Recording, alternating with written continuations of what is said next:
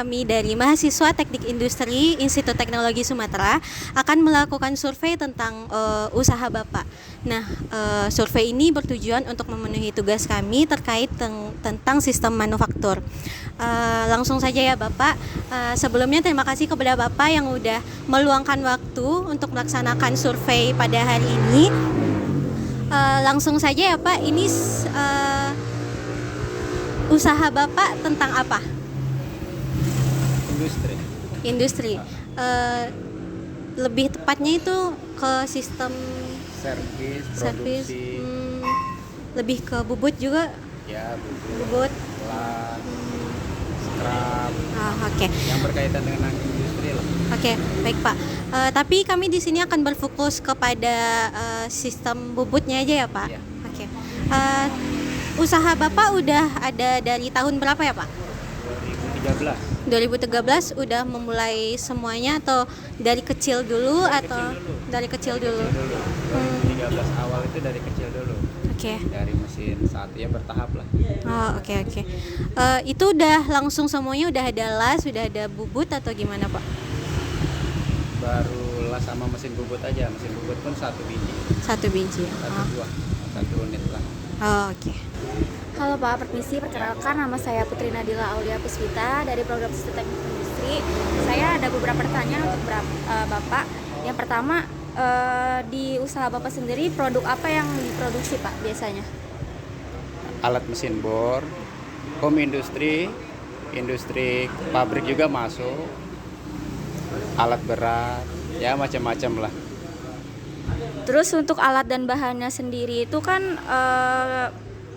butuh waktu untuk produksi ya Pak. Kira-kira untuk satu produk itu butuh waktu berapa gitu Pak? Tergantung macam-macam, tergantung apa yang dikerjain lah. Semakin sulit ya semakin waktunya juga butuh waktu lama. Kira-kira selama Bapak buka usaha di sini waktu yang dibutuhkan paling lama tuh berapa hari sama produknya apa Pak? Kalau kayak mesin industri kayak mesin bor sumur itu bisa seminggu lah. Dari pengadaan bahan baru produksinya buatnya seminggu lah kurang lebih.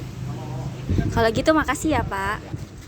Jadi Pak, saya akan melanjutkan beberapa pertanyaan dalam wawancara ini Pak. Pertanyaan selanjutnya yaitu berapa sih Pak jumlah pekerja yang ada dalam perindustrian yang Bapak laksanakan ini? 6 sih.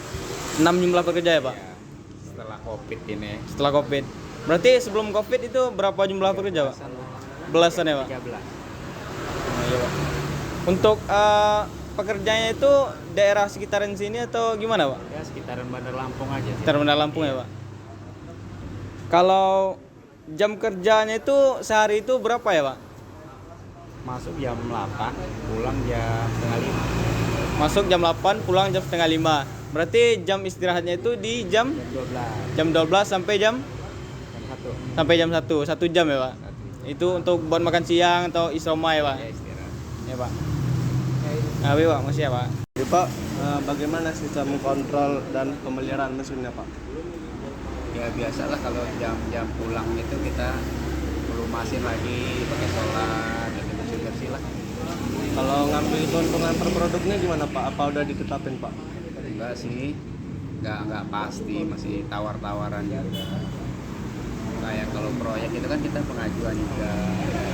Kalau contoh bikin proyeknya itu dari konsumen langsung Pak? Ya dari sales biasanya masalah. Baik, Bapak izin bertanya, melanjutkan pertanyaan tadi. Pertama, bagaimana penerapan K3 di sini, Pak? Penerapan K3 di sini, keselamatan kerja sama kesehatan kerja. Maksudnya gimana? Keselamatan kerja misalnya Safety-nya. Iya, safety-nya. Itu bagaimana, Pak? Perlengkapannya. Iya. Ya paling sarung tangan, kayak kacamata, sepatu, itu aja sih, standar lah. Di sini pernah ada kecelakaan kerja nggak Pak? Dan Ada pasti ada. solusinya gimana Pak untuk mengatasi? Ya, ya namanya musibah ya kan, kita nggak bisa ya, nggak bisa mastiin gitu. Ya belajar lah kalau udah pernah kena itu ya, itu juga aja sih. Untuk di sini cara sistem pemesanan ke tempat ini bagaimana ya Pak? Maksudnya? Cara konsumen memesan produk di sini tuh bagaimana ya Pak? Biasanya kalau orang proyek sih pengajuannya lewat job sheet sih, gambar kerja. Berarti untuk produksinya itu make to order ya Pak? Ya benar. Ya benar.